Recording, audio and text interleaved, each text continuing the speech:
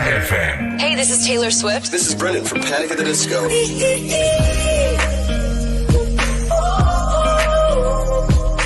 I'm the only one of me. Baby, that's the fun of you. So take that fight away. I've never been so wide awake. No, nobody but me can keep me safe. I'm on my way. My name is Alan Walker. Give it up for Sabrina Carpenter. Please welcome Marshmello and Churches. Every day, you're saying the words that I want you to say. I'm on my way. Such a little running, let me in. You're listening to Pro 2 Singaraja. Teman terbaik kamu. 'Cause I need you here with me.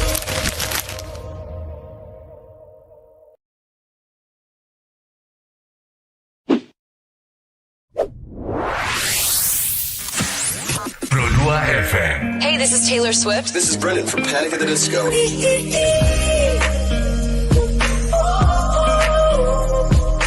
I'm the only one of me. Baby, that's the fun of you. So take that fight away. I've never been so wide awake. No, nobody but me can keep me safe. I'm on my way. My name is Alan Walker. Give it up for Sabrina Carpenter. Please welcome Marshmello and Churches. Every day, you're saying the words that I want you to say. I'm on my way. Such a little running, let me in. You're listening to Pro 2 Singaraja. Teman terbaik kamu. 'Cause I need you here. Selamat pada FM RRI Pro 2 Singaraja, teman terbaik kamu karena kita Indonesia. Hai, selamat pagi. Pada pagi hari ini ada yang spesial nih teman Pro 2. Kalau biasanya kayak ini sendiri kan ya. Dan spesial untuk hari ini kita ada dialog Astacita nilai-nilai keindonesiaan yang pasti aku sudah ada teman ngobrol di studio dan kamu pasti tahu dong siapa sih kira-kira teman ngobrolnya Kak Eni untuk pagi hari ini. Pasti sudah spill kan di flyer kita ada siapa. Oke, langsung saja kayaknya nih orang juga dibilang ngetop oke. Banyak yang tahu gitu ya. Siapa lagi kalau bukan Gede Arie Suhardike. Ini nama bekennya atau yang biasa dikenal itu Arie Ulangun, Ketua Yayasan 10.000 Mimpi. Topik yang bakal kita bahas berbagi itu Pancasila banget. Langsung aku sapa dulu. Hai, selamat pagi. Ya, selamat pagi. Oke, baru bangun. Tepatnya habis diguyur hujan. Oh, habis diguyur hujan, bener banget ya. Karena pagi-pagi Singaraja sudah diguyur hujan. Iya. Apa kabar Ari pagi hari ini? Astung Kare sehat. Sehat, energik pastinya ya. Oke, kita tetangga ya. Tetangga. Tetangga masa kecil. Tetangga masa kecil, Bu. Iya. Iya. Kayaknya kecil aku yang ngomong kamu sekarang udah segede ini ketemunya Iya. gitu. Apalagi, kenapa? Kecil maling-maling mangga ya kita. Oke, udah nggak usah di-spill ya. Oke, teman Pro 2, jadi kita bakal membahas terkait Yayasan 10.000 Mimpi yang dibangun oleh Arie Suhardike selaku ketua yayasan. Iya. Yang sudah berjalan berapa tahun, Ri? Kalau gerakannya kita udah jalan hampir 7 tahun, cuma dalam bentuk yayasan mungkin udah hampir 2 tahun lah. 2 tahunan ya. Oke, yang pasti kalau kamu mengikuti Facebooknya Arik pasti tahu kan ya kemana aja sih berbagi, aliran berbaginya kemana aja pasti tahu banget. Nah mungkin bisa diceritain nggak di awal, Rik, kenapa sih tertarik untuk berbagi gitu? Karena kan nggak semua anak muda bisa. Iya. Jadi begini sih, awalnya dulu kan itu ibu sakit ya. Oke. Ibu saya Iya. sakit. Tahu. Jadi ibu dirawat bertahun-tahun itu karena kanker otak kan. Nah di sana tuh benar-benar saya dan keluarga tuh benar-benar mengalami yang namanya kesusahan finansial. Iya. Jadi untuk biaya berobat atau apa sampai kita jual-jual semuanya dan ibu meninggal kan. Nah saat itu tuh udah mulai tumbuh nih dalam diri bahwa pokoknya nanti kalau saya bisa bekerja ketemu orang yang mengalami kanker atau yang susah ya minimal saya berbagi sebisa saya. Bisa membantu gitu ya. Jadi mulailah ya berbagi sedikit-sedikit dulu dari diri sendiri, dari pribadi. Nah puncaknya itu COVID ya. Iya betul. COVID 2019. Jadi itu gerakan saya mulai dari pribadi dulu sama 3 orang teman-teman, sama Mbak Novi namanya dari Surabaya, sama beli DO. Itu markas kita di Covid 6 dulu, warung Covid 6. Jadi kita ngumpulin uang 10.000 nih. Jadi kita bagiin untuk bagi nasi lah, Untuk bagiin yang sayur terdampak. untuk yang Ah, ah. terdampak. Ah, ah. Nah, lama-lama semakin banyak nih yang nitip, yang ikut. Nah, makanya kita bikin gerakan yang namanya 10.000 mimpi. Ya, Nanti oke. bukan 1.000 mimpi ya, nanti dikira togel ya. Jadi 10.000. 10.000 mimpi itu didasari bahwa memang kita itu berbagi awalnya 10.000 per orang, karena kan itu sebagai acuan bahwa berbagi itu tidak harus banyak dan Betul. tidak harus menunggu kaya. Betul, Gitu betul, aja. betul. Oke, jadi itu awal mula kenapa Ari membangun yayasan 10.000 mimpi. Jadi ini berarti yayasannya udah jalan 2 tahun. Iya, udah hampir 2 Oke, tahun. udah hampir 2 tahun, tapi udah banyak ya bisa membantu orang-orang yang memang membutuhkan. Tantangan, Ri. Apa tantangan yang kamu hadapi mungkin sebagai kepala Kalau yayasan? Tantangan intern, Heeh. ya paling itu sih, kalau tantangan intern itu kita mempersatukan persepsi, Betul.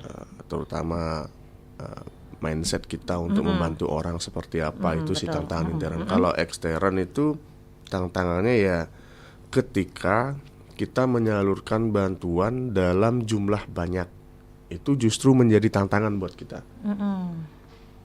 Kenapa begitu? Karena kebanyakan orang yang kita bantu itu kan berasal dari kaum menengah ke bawah ya. Iya, Maksudnya bisa dibilang orang yang dengan ekonomi yang tidak memenuhi standar, ya kan begitu. Nah, ketika kita misalnya dapat donasi banyak, mungkin di atas 50 juta, itu malah jadi tantangan berat buat kita. Oke. Karena orang-orang yang tidak biasa megang uang banyak Ya. itu kan ngira bahwa uang itu bisa dia pakai apa aja Iya, nih. santai gitu ya. Santai, pokoknya dihabisin. Betul, betul, betul. Nah, itu tantangannya. Oke, nah itu biasanya Ri kalau penyaluran uang. Nah, misalkan kan kayak kemarin, kan aku juga sering kan kepoin Iya, Facebooknya kamu, sering lihat gitu yang dibantu-bantu sampai dapat puluhan juta bahkan ratusan juta. Iya, ada. Nah itu penyalurannya itu langsung kita kasih ke keluarga korban atau ada tahapan-tahapannya, Ri? Nah, gini, di beberapa case kita langsung kasih, tapi dalam bentuk deposito. Oke. Jadi semisal kayak yang kemarin yang kecelakaan kakak beradik, jadi kita iya. kasih kan itu sekitar 107 juta lah dari kita, dari teman saya nangitong itu sekitar 100 juta kan 200 sekian. Kita buatkan dia dalam bentuk deposito 200 juta Oke. atas nama dia, atas nama keluarga, orang tuanya. Namun buku depositnya ada di saya. Oh gitu. Jadi itu untuk pengawasan. Jadi ketika memang dia butuh dana emergensi, dia harus menghubungi saya atau tim. Oke. Jadi kita antarkan untuk mengambil uang itu dengan sepengetahuan kita. Oke. Karena pernah dapat pengalaman ya, kita kasih dalam bentuk cash, udah 3 harinya habis langsung. Habis, iya, karena namanya uang ya, apalagi seperti yang Ari bilang tadi, Iya. karena dia nggak biasa megang Nggak uang biasa megang uang banyak, banyak, iya. terus dia mikirnya ya udah orang udah dibantu, udah sah-sah kita, sah-sah betul. aja kita mau pakai apa kan gitu. Nah itu biasanya karena yang dibantu kan korban yang udah meninggalkan, Ri, ya. Nah emang itu bantuannya kita kasih ke keluarga korban, kemudian dalam bentuk deposito. Nah itu biasanya keperluan apa aja boleh ngambil uang itu, Ri?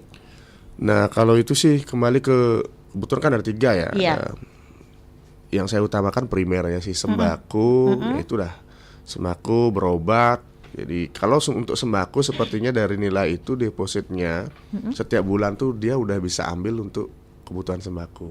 Bunganya maksudnya, bunganya. Jadi ketika in case ada kasus emergensi seperti dia keperluan anaknya sekolah atau sakit atau berobat, nanti itu bisa langsung diambil kok. Oke, berarti sementara berarti kalau untuk bunga-bunganya tuh ngambilnya juga lewat Ari atau Enggak, lewat tim? kalau bunga itu langsung masuk ke rekeningnya dia. Oh, langsung masuk ke Langsung rekening masuk ke dia. rekeningnya Cuman dia. yang dana depositonya itu aja Ari yang pegang. Ya, betul. Oke, karena kemarin juga sempat lihat postingan Arik yang pro kontra banyak nih. Orang yang minta bantuan ternyata hanya untuk apa gitu. Iya, iya. Oh iya, banyak. Iya, Ada soalnya kan yang mau beli buat syukuran dengan 30 juta, ada yang mau bayar hutang lah, ada yang kelilit pinjol, aduh. ya itu biasanya sih pemahamannya mungkin kurang ya. Betul, betul. Dikira kita berbagi ya udah hanya orang yang punya kasus. Nah, kalau misalkan terlilit pinjol itu kan sebenarnya bukan emergensi. Bukan. Itu sih bukan. namanya nyari masalah. Oke, oke teman Pro 2. Jadi buat kamu yang mungkin pengen tanya-tanya langsung sama Arik ya, bisa banget di WhatsApp-nya Pro 2 FM di 0811 399 1054 atau bisa juga DM di akun media sosial kita kita ada Facebook RRI Singaraja, Instagram dan TikTok RRI_Singaraja. Atau kamu bisa live chat langsung di aplikasi RRI Digital. Hai, aku punya cerita nih buat kamu. Bangun pagi, siap-siap buat berangkat sekolah, kuliah, kerja. Pastinya butuh asupan kan? Eits, bukan cuma sarapan, tapi asupan mood juga. Kayak ruang buat sharing cerita kamu. Paket. Hah? Sarbagita? Sarbagita, saatnya berbagi cerita. Dengerin atau baca info viral kekinian. Trending, yang viral. Woi kak. Jangankan sebelum berangkat, baru bangun aja, kadang kita langsung ambil handphone kan? That's why kita perlu tahu info update soal teknologi.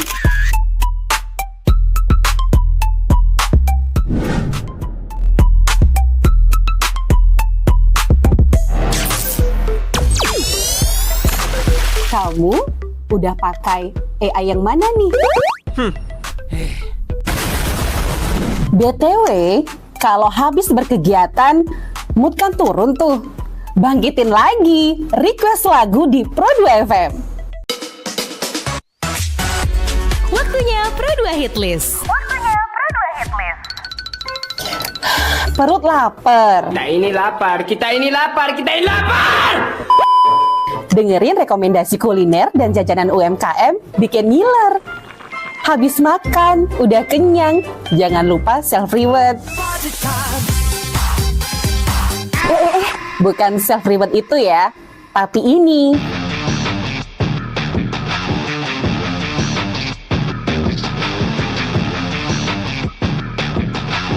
Yes, olahraga. Dengerin info dan beritanya. Ada yang happening dari dunia entertainment juga. Oh, kulit kerang ajaib. Apa yang harus kami lakukan supaya bisa keluar dari hutan ini? Tidak ada. Mantep ya, kalau mood bisa bagus terus, biar jadi smart people, melek isu kekinian di Indonesia dan mancanegara, kayaknya afdol ya.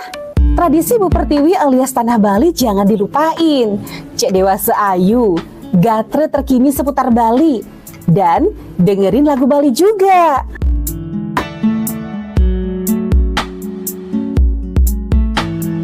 Udah mulai larut, on the way istirahat, pastinya butuh yang rileks ditemenin lagu-lagu yang kamu suka. It's time for Request Time. Bahas film,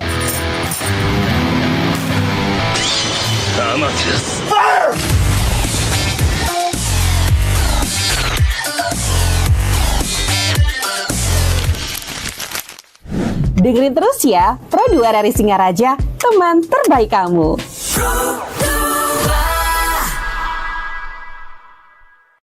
Hai, aku punya cerita nih buat kamu. Bangun pagi, siap-siap buat berangkat sekolah, kuliah, kerja. Pastinya butuh asupan kan? Eits, bukan cuma sarapan, tapi asupan mood juga. Kayak ruang buat sharing cerita kamu. Paket. Hah? Sarbagita? Sarbagita, saatnya berbagi cerita. Dengerin atau baca info viral kekinian. Trending, yang viral. Oke, teman Pro2 105,4 FM yang pasti aku masih bersama Ari ya. Kita masih membahas berbagi itu Pancasila banget, karena berbagi ini masuk ya kategori keajaran Pancasila yang selalu ditanamkan mungkin dari kita TK ya sampai sudah dewasa seperti sekarang ini. Oke, Ari, kita kembali ya membahas terkait yayasan yang Ari bangun 10.000 mimpi. Iya. Oke, tadi sudah banyak banget kita bahas, sudah banyak juga orang yang terbantu dengan yayasan ini dan sebelum ada yayasan, Ari juga sudah sering ya turun ke lapangan membantu orang-orang yang membutuhkan. Nah, boleh tahu nggak, Ari, kategori orang yang Ari bantu itu yang gimana sih? Biar nggak kayak kemarin nih, tiba-tiba ada orang yang pengen dibantu, ujung-ujungnya untuk lunasin pinjol gitu. Oke. Iya, Oke, mungkin iya. bisa ditekankan nih Ri, kategori orang yang dibantu itu yang layak gitu mendapat bantuan seperti apa sih Ri? Iya, jadi gini. Tentunya syarat utama untuk dibantu nih bukan meremehkan, istilahnya iya. tidak ada maksud untuk mendiskreditkan status orang. Jadi yang pertama ya miskin. Miskin. Itu harus itu. Nah, kategori miskin itu kan banyak. Banyak betul. Ada yang penghasilannya tidak cukup untuk memenuhi kebutuhannya. Semisal dia punya gaji 3 juta tapi pengeluarannya 10 juta ya, itu nggak masuk miskin. Itu berarti memang dia ya hidupnya tinggi kan begitu. Jadi miskin tuh mungkin dari kebutuhan pokoknya dulu kita lihat, mungkin rumahnya memang sudah tidak layak huni. Nah, terus pendidikan anaknya memang tidak terpenuhi dengan baik karena tekanan ekonomi, mungkin itu yang akan utama kita bantu. Nah, kalau untuk case emergency semisal sakit, kecelakaan atau musibah, nah itu biasanya kita mesti cek juga asal usulnya. Jadi meskipun rumahnya kadang kita temui rumahnya sudah cukup, cuma karena efek sakit dan musibah mendadak itu kan banyak dia istilahnya memerlukan dana lah untuk menyelesaikan masalahnya itu. Nah, itu biasanya kita bantu juga.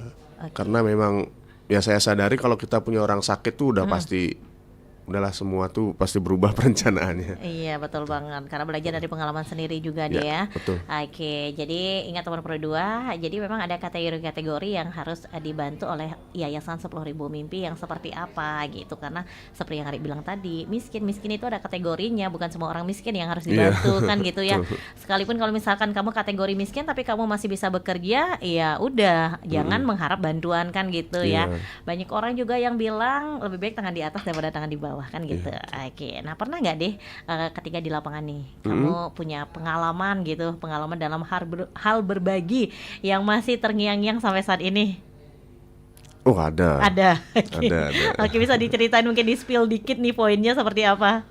Kalau biasanya ya, kalau saya sendiri, kalau berbagi kita sudah benar-benar tepat sasaran, dipergunakan dengan baik, itu biasanya saya pasti lupa. Kadang sampai diingetin, beli ini anak yang beli bantu sekarang udah gede, itu rasanya kan seneng ya. Cuma yang terngiang-ngiang tuh ketika kita menyalurkan bantuan tapi penggunaannya tidak tepat sasaran tuh, wah itu sampai sekarang itu terngiang-ngiang. Oke, banyak yang kayak gitu deh. Kasus yang paling nyesek buat saya itu sampai sekarang saya susah lupa. Jadi dulu saya pernah bantu, kita pernah bantu orang yang kena kanker karena merasa memang saya berawal dan punya kenangan buruk dengan kanker kan. Betul. Jadi kita bantu, apalagi ibunya ini nggak punya anak. Jadi kita bantu semuanya. Karena jauh kan tempatnya dari rumah sakit ke rumahnya dia dan biaya untuk bolak-balik tuh gede. Jadi kita kontrakin nih dekat rumah sakit, kita kontrakin beberapa tahun, dia tinggal di sana, ada 3 kamar, kita biayain semua hidupnya, semua kita biayain. Datanglah debt collector untuk ngambil motornya dia, karena memang udah nggak bisa nyicil lagi. Nah itu motor satu-satunya buat akomodasi ke rumah sakit, beliin bla bla bla buat dia, kita bayarin tagihannya semua. Motornya lunas. Nah kemudian adalah pasien lain mau ke rumah sakit dengan case yang sama.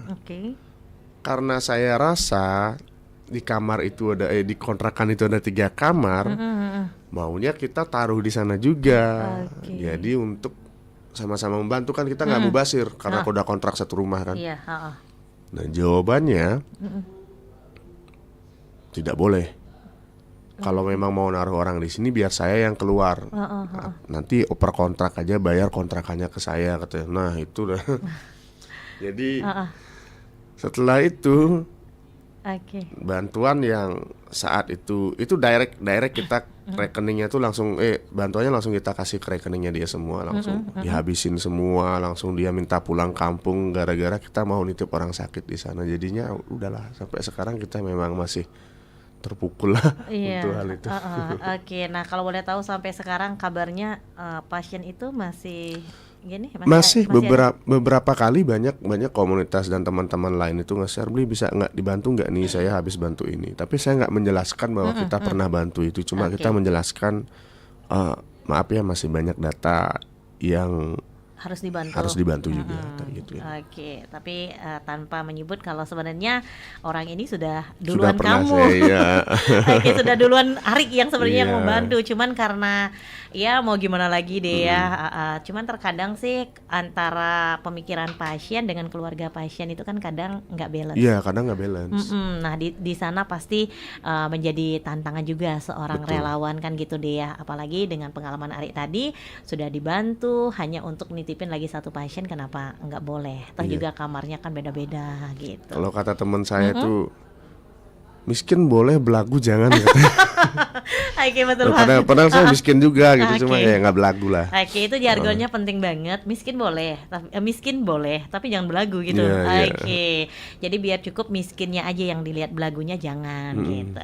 Oke, nah selama ini Ari program atau bantuan-bantuan yang sudah Ari salurkan nih, itu kan ada bantuan dari sama-sama relawan, Iya. atau mungkin ada nggak bantuan dari pemerintah gitu yang memang difokuskan untuk Yayasan 10.000 Mimpi untuk membantu orang kategori ini ada nggak? Kalau bantuan dari pemerintah sih kita nggak ada. Oke. Cuma kita bersinergi. Nah kan kadang di kebanyakan case itu ini udah rahasia umum ya. Jadi mungkin teman-teman penggiat sosial pasti ngalamin duluan lah. Oke. Jadi biasanya kita bantu orang ini viral nih.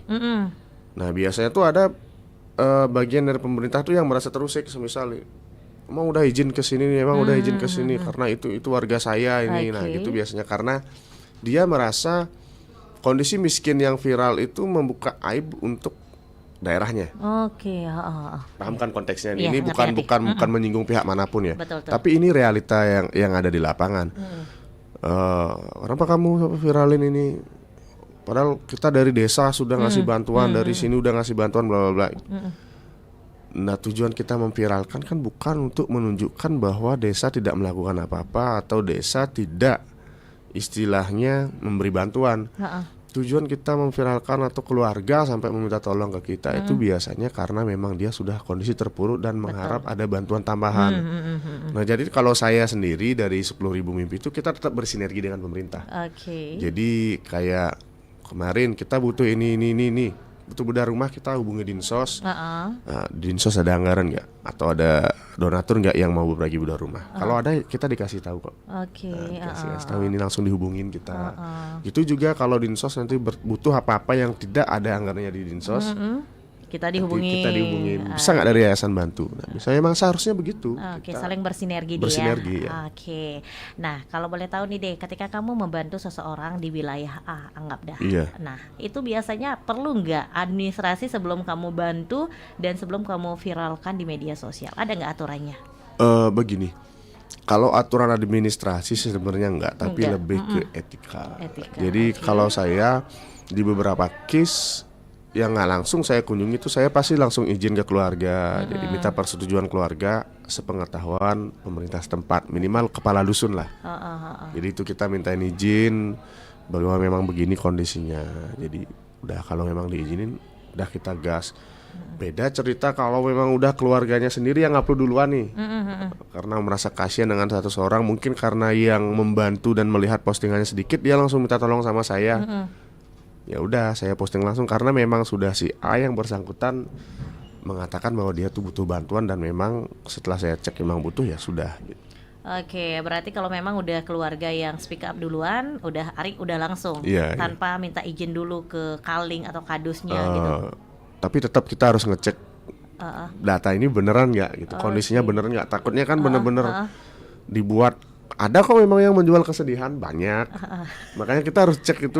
Nah itu tantangan kita. Jadi Betul. dia butuh emergensi, jadi kita harus ngecek. Nah Berarti sebelum Arik bantu, nah misalkan nih ada nih satu kasus gitulah orang Iya. perlu bantuan gitu. Iya, iya. Nah, Arik dikabarin, "Kak Arik bantu dong, ini perlu ini."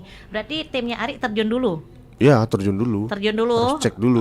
Cek dulu berarti tempat tinggalnya layak atau enggak. Betul. Nah, fasilitas apa mungkin yang diperlukan atau bantuan apa yang diperlukan. Nah, baru Arik Ya posting. betul.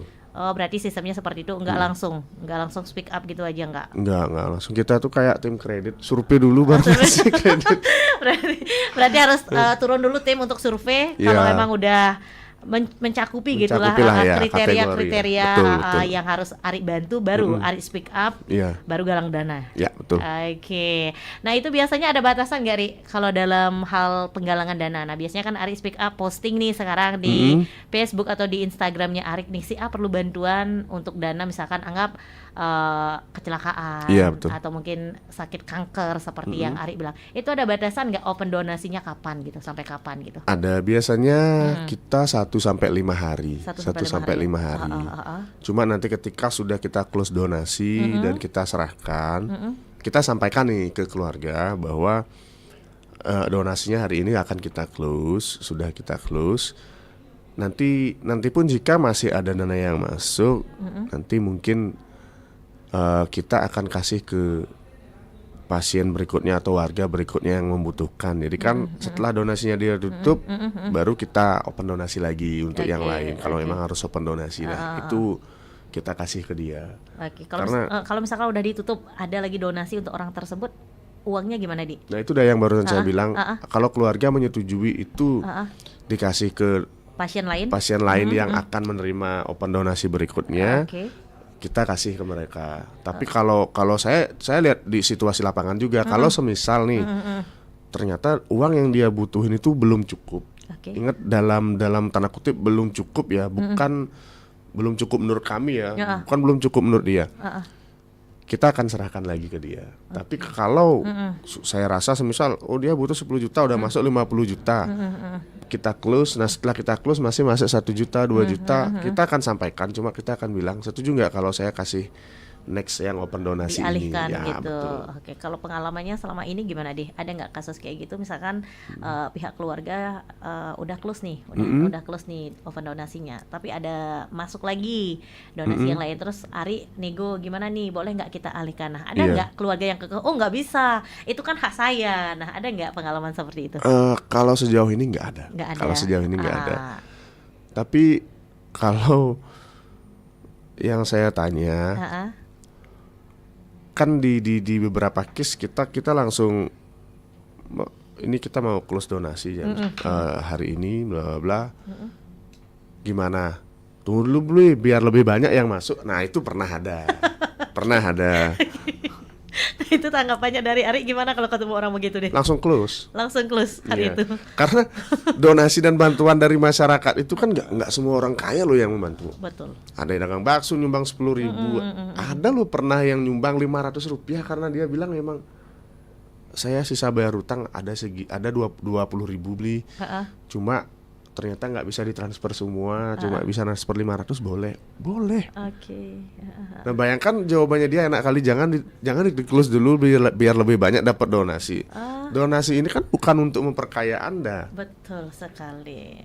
Mungkin dia salah persepsi kali dia. Iya, itu udah mental. Harus dikasih paham dulu.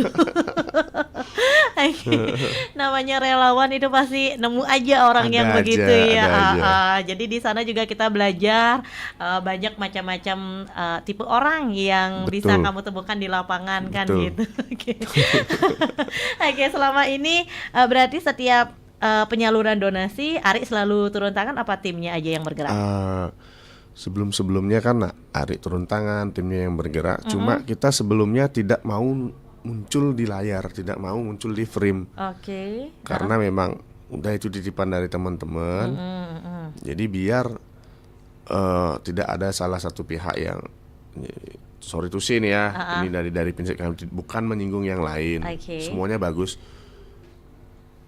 Takut memanfaatkan yang namanya kalau saya selalu muncul di frame gitu, padahal itu kan uang titipan teman-teman semua dan mengaku bahwa saya menyerahkan gini. Siapa tahu nanti saya pakai itu untuk autobiografi saya. Saya mau nyalek nih gitu kan. Ini saya dulu pernah nyerahin bantuan. Nah, itu saya nggak mau itu sebelumnya. Jadi kita sepakat semua, udahlah kalau kamu bantu orang cukup kasih nasi, nggak usah kamu ikut selfie nyerahin nasinya. Begitulah prinsipnya. Cuma lama-kelamaan ya tuntutan teman-teman itu dan relawan itu tuh berubah. Minimal kamu harus ada di sana. Ada bukti gitu ya. Karena yaitu jadi dia biar ada tahu siapa yang bantu, masyarakat juga biar tahu bahwa kamu sebagai penyalur sudah melakukan kewajibanmu. Jadi minimal ada video kamu berkata ngomong bla bla bla bla.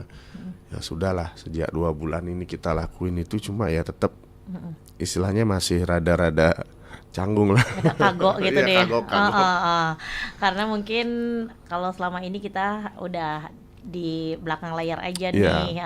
Yang penting niatan kita udah bener, udah nyumbangin. Mungkin cuman kadang orang persepsinya mungkin begini, oh nggak ada fotonya, bener nggak sih uangnya diserahin ke korban? Nah, tapi sebelumnya kan ada fotonya, cuma kitanya nggak ada. Oh, cuman penyerahannya Penyerahan aja. Oke, cuman ada bacaan, oh ini dari Ya, Yayasan 10.000 Mimpi gitu.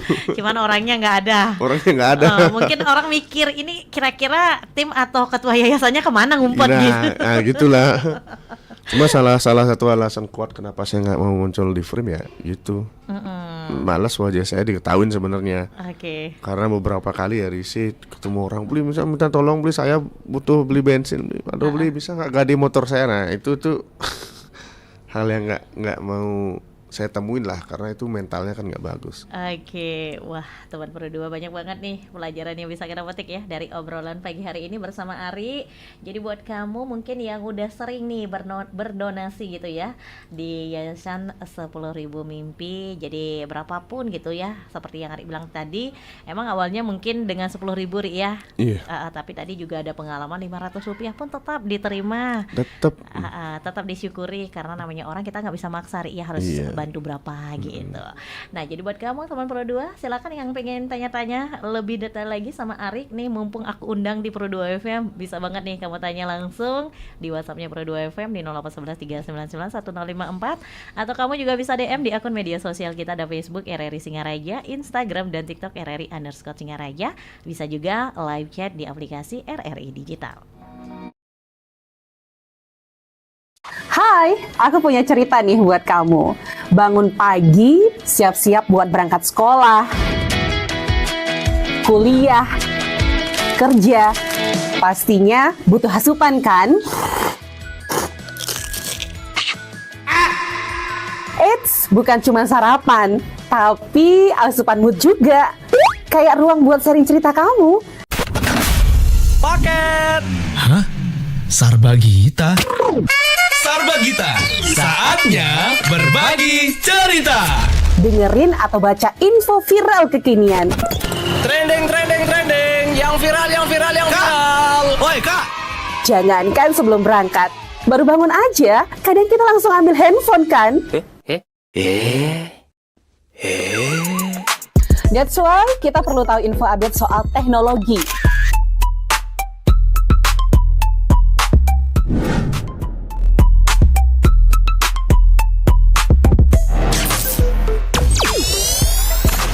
Kamu udah pakai AI yang mana nih? BTW, kalau habis berkegiatan, mood kan turun tuh. Bangkitin lagi, request lagu di Pro 2 FM. Waktunya Pro 2 Hit List. Perut lapar. Kita ini lapar. Dengerin rekomendasi kuliner dan jajanan UMKM bikin ngiler. Habis makan, udah kenyang, jangan lupa self-reward. Bukan self-reward itu ya, tapi ini.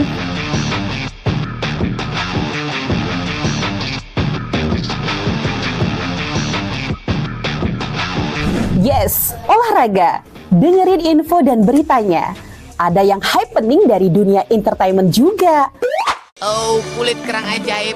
Apa yang harus kami lakukan supaya bisa keluar dari hutan ini? Tidak ada. Mantep ya, kalau mood bisa bagus terus, biar jadi smart people, melek isu kekinian di Indonesia dan mancanegara, kayaknya afdol ya. Tradisi Bu Pertiwi alias Tanah Bali jangan dilupain.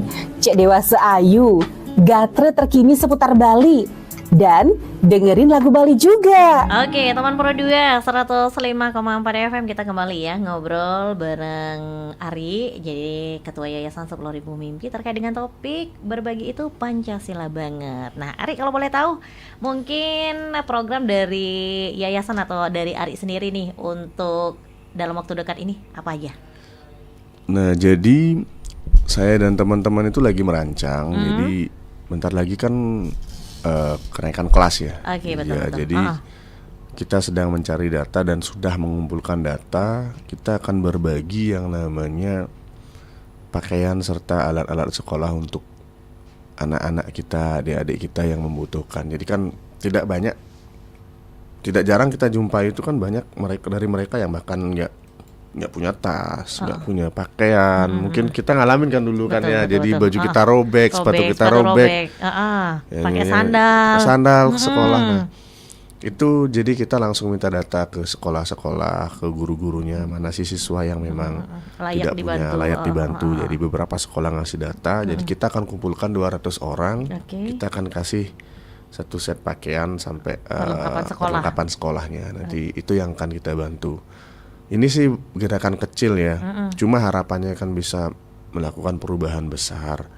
Karena tidak ada yang bisa menyelamatkan seseorang selain pendidikan kan. Iya, betul. Dan betul. usahanya dia sendiri. Berarti itu dalam pengumpulan siswa-siswi yang memang kategori kurang mampu Kurang nih mampu, ya. yang perlu dibantu. Itu Ari juga terjun langsung.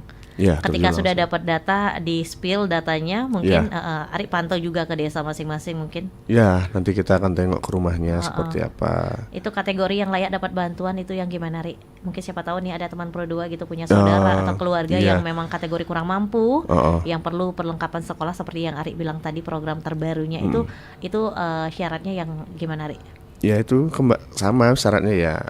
Kurang mampu secara dari sisi finansial dan memang benar-benar seragamnya itu memang sudah layak diganti atau tidak layak pakai, nanti kita yang akan ganti semuanya. Oke, karena dari kalau nggak salah pemerintah juga ada programnya itu kan, Ri ya? Kalau nggak salah ada ya. Ada kalau nggak salah tahun ini pernah dengar kisi-kisinya sih ya. Oke.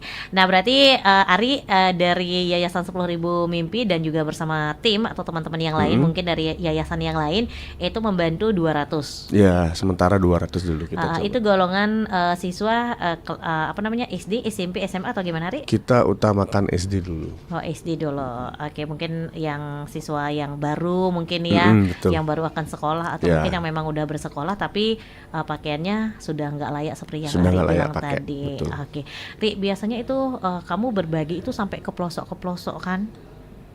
Iya, karena memang kalau kita bicara data biasanya kemiskinan ekstrim itu malah sering terjadi di pelosok-pelosok. Iya betul. Itu tantangan tersendiri kan. Pasti kalau misalkan kita harus terjun gitu ke jalan gitu Ya, kan. Medan terutama. Medan terutama ya. Apalagi kan pernah kalau nggak salah beberapa tahun kemarin itu kan pernah juga ada kejadian relawan yang dua perempuan itu yang betul. meninggal itu Ya, itu kan juga teman dari BSC ya. itu kan tantangan juga kan, Iya. Ri ya. Oke, kalau seperti itu antisipasi apa yang Ari atau tim lakukan, Ri? Ya pasti kita nanya ke guide lokal itu jalurnya aman nggak. Kalau memang merasa aman dengan motor ya udah kita pakai motor. Tapi kalau lebih disarankan jalan kaki, ya udah kita jalan kaki. Jadi istilahnya kalau dari saya nyari aman aja. Nyari aman dia. Oke. Nah, itu tadi teman Pro 2. Nah, kali ini ada yang nanya nih, Ri, di WhatsApp-nya Pro 2 FM. Aku baca dulu ya. Katanya selamat pagi, Kak Ari mau nanya dong, gimana caranya numbuhin jiwa seperti Kak Ari biar lebih banyak lagi nih anak-anak muda yang punya jiwa peduli seperti Kak Ari. Gimana nih caranya kira-kira, Ri? Nah, itu kembali lagi jawabannya ada dari diri sendiri dan dari lingkungan. Nah, dari diri sendiri kalau saya dorongannya kan karena dari sisi terpuruk. Jadi saya mengalami hal buruk dan banyak dibantu sama orang. Jadi ada yang bantu saya setiap hari bawain nasi ke Sanglah, ada yang bawain setiap hari bekal ke Sanglah. Itu tuh rasanya memang tumbuh sendiri langsung bahwa kelak saya harus seperti itu gitu loh. Nah, kalau dari sisi lingkungan ya kembali lagi kita posisikan kita harus jadi lingkungan mereka juga. Jadi ketika kamu ketemu orang susah, ketemu kerabat yang minimal susah, sekalipun kamu nggak bisa bantu dari sisi materi, jangan tinggalin temenmu sepanjang dia baik. Nah, yang terpenting sekarang lingkungan kita kan bertambah, nggak hanya lingkungan real. Jadi kita punya yang namanya lingkungan maya ya, sosmed. Iya betul. Kebanyakan dari sosmed, algoritma yang tersebar sekarang kita di Bali, di Indonesia, itu kan yang hate speech, kerusuhan, pertengkaran itu aja ya kan. Kita jarang melihat konten-konten yang memberikan kita inspirasi untuk jadi orang yang peduli sesama. Nah mungkin lebih banyak konten-konten seperti itu lagi yang harus kita tonton Harus gitu kita loh. temukan ya. Harus kita temukan. Jadi lama kelamaan ya bakal tumbuh sendiri dengan memang itu tontonan itu berpengaruh banget ke mindset kita sebenarnya. Oke, jadi mungkin untuk menumbuhkan ya harus perlu kesadaran diri. Betul. Kan gitu nih ya. Jadi mungkin sadar diri kalau biasanya scroll tok hanya hiburan joget-joget gitu. Mungkin nanti ikutan joget. Mungkin dari sekarang atau pingin nih punya jiwa kayak Ari gitu, mungkin dari sekarang mungkin scroll ya. Jadi mungkin di YouTube itu kan banyak juga tuh kan banyak banget nih ada penggalangan dana atau bantuan-bantuan dalam hal apapun, mungkin itu bisa kita jadikan ya acuan. Jadi agar tumbuhlah setidaknya dari diri kita gimana sih caranya bantu orang gitu. Nah Ari selama ini sudah bergelut di yayasan kan 2 tahun. Iya. Sebelumnya dari tahun berapa tadi bilang Ri? Di awal? Pergerakan awal sekitar 2017-2018 ya. 2017-2018 berarti udah kurang lebih 8 tahun ya 8 dia. tahun. 8 tahun kamu bergerak di bidang ini. Nah mungkin suka duka yang kamu alami Ri, mungkin bisa diceritain sedikit. Dalam membangun sebagai relawan lah, suka duka yang dialami mungkin di lapangan ketika kamu penggalangan dana atau pemberian bantuan seperti apa? Kalau dibilang suka duka sih lebih ke apa ya, pelajaran aja. Pelajaran, oke. Jadi awalnya pasti banyak yang wah ini donasinya bakal nyampe nggak nih ke orangnya langsung. Donasinya gimana nih ntar dipakai untuk sendiri itu apakah itu bagian dari duka? Sebenarnya sih enggak, kalau saya tuh enggak, itu hal yang wajar dipertanyakan. Betul, kan. Yang penting kita jelaskan memang saya bisa pertanggungjawabkan dananya, nanti bisa cek. Makanya saya tidak pernah yang namanya open donasi tanpa menyantumkan alamat lengkap atau nama lengkap. Saya pasti langsung tulis di sana. Jadi kalau memang ada, kan nggak semua donatur itu percaya sama saya. Iya. Nggak semua orang harus wajib menitipkan donasi ke saya lewat saya. Iya. Ada kok yang dia pingin menengok sendiri, jadi biar nggak ngechat, ya udah itu alamatnya tertera jelas. Silakan datang langsung. Silakan datang langsung. Siapa tahu nanti sampai sana dia mau nanya, itu Ari itu udah disalurin belum bantuannya. Nah, itu pernah nggak ada kejadian begitu deh?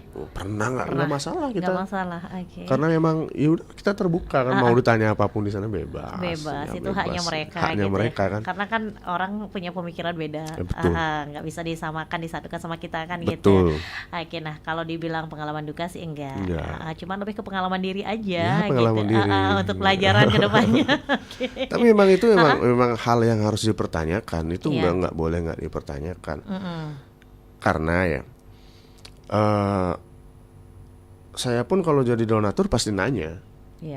Itu udah sampai belum, karena pernah kejadian saya nitip teman-teman nitip ya di salah satu platform lah. Kita nitip, kita ngumpulin donasi intern. Kita nitip sekian. Nah, ternyata oke, donasi yang terkumpul sekitar 200 juta. Nah, nyampainya cuma 10 juta dong. Dan kita nggak pernah tahu alamat yang dibantu. Nah mungkin memang sudah kehendak Tuhan, saya di-chat sendiri sama yang kita bantu. Nah, bisa nggak saya bantu, saya kekurangan biaya ke rumah sakit. Loh, kamu bukannya yang dibantu di gitu, di platform gitu. Nah, terus ya bener kok, kita nitip dana segini loh. Segini. Akhirnya ya sudah. Kamu cross check waktu itu? Ya cross check, memang katanya memang kebutuhannya dia cuma segitu. Ya enggak gitu juga. Enggak gitu banget kali ya, dari 200 cuma di spill 10 juta kan gitu, cuma dikasih 10 juta, spillnya lebih banyak gitu. Betul. Ya. Oke, nah mungkin itu pengalaman mungkin banyak gitu ya relawan yang menemukan kasus-kasus seperti itu. Nah kita kembali lagi ke bantuan Ari. Setelah tadi kita udah sempat bahas di awal. Nah ketika bantuan terkumpul kita udah stop donasi, kamu serahkan ke korban atau ke keluarga korban. Nah itu dalam bentuk deposito. Nah itu ada jangka waktunya nggak deh? Ada. Jadi kita pengawasan kan, kalau dibilang seumur hidup ya kita nggak bisa menjanjikan itu. Siapa tahu besok saya kesambar petir mati kan gitu, nggak tahu.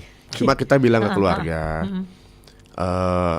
kalau kamu perlu dana emergensi hubungi saya. Kalau memang itu real dan memang kami mengakses itu sebagai kebutuhan emergensi, nanti kita antar ambil. Atau juga saya nggak bisa ngambil uangnya kan? Iya betul. Dia juga nggak bisa ngambil uangnya kan?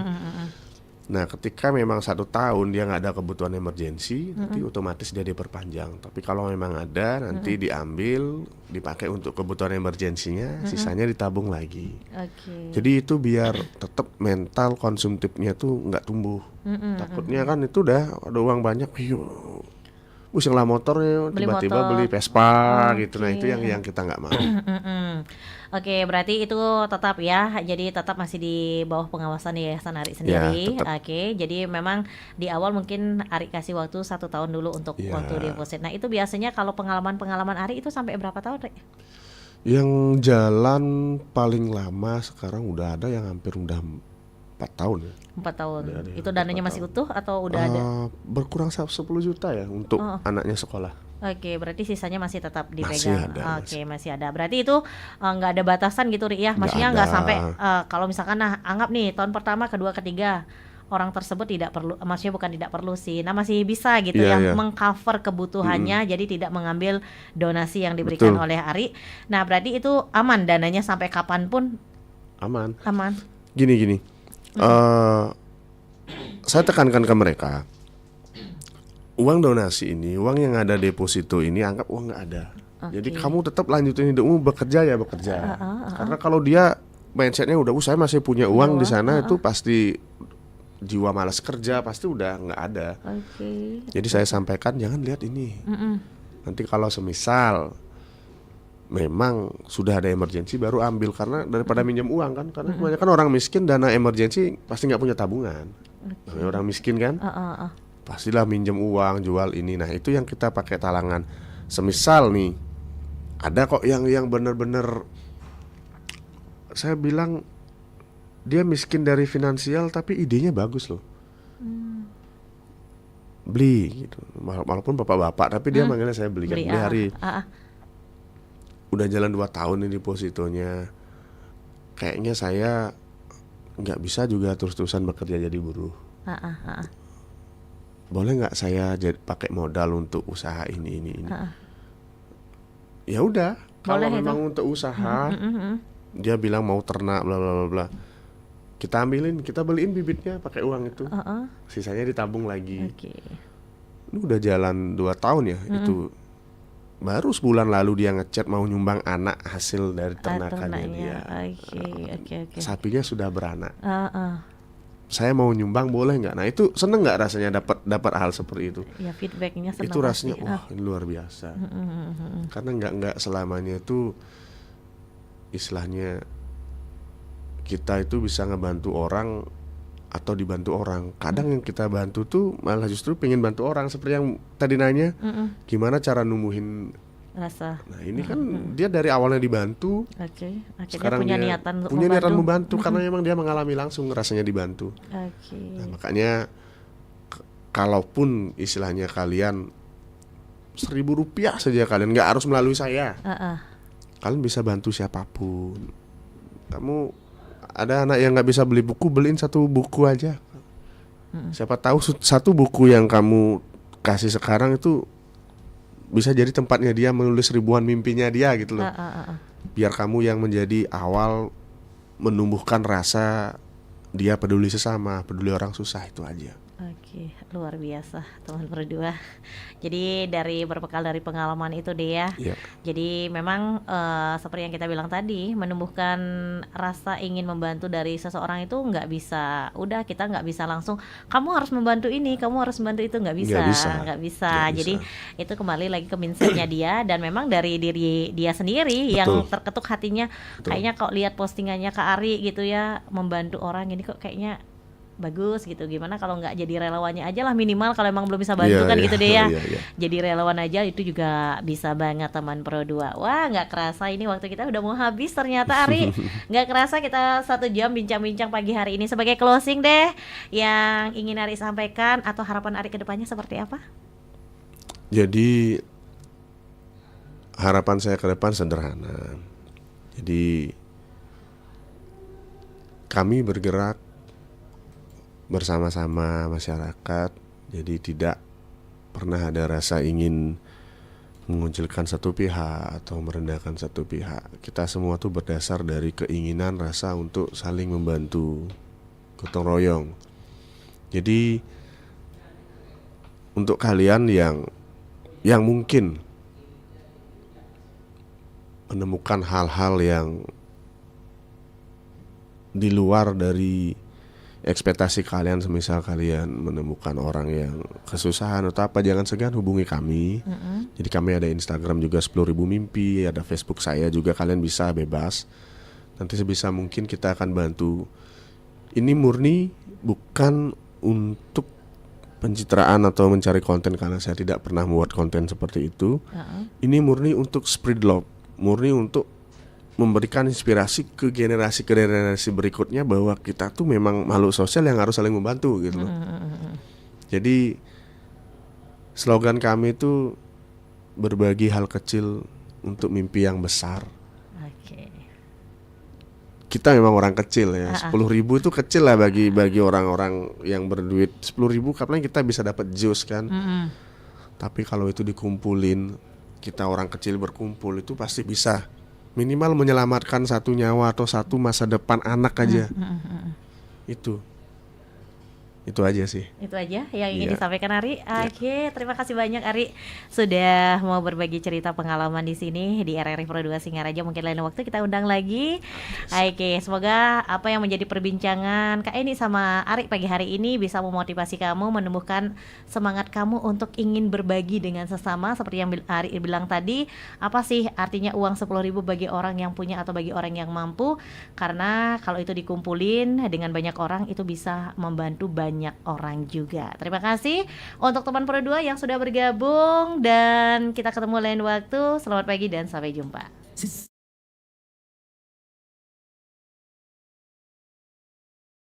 Hai, aku punya cerita nih buat kamu.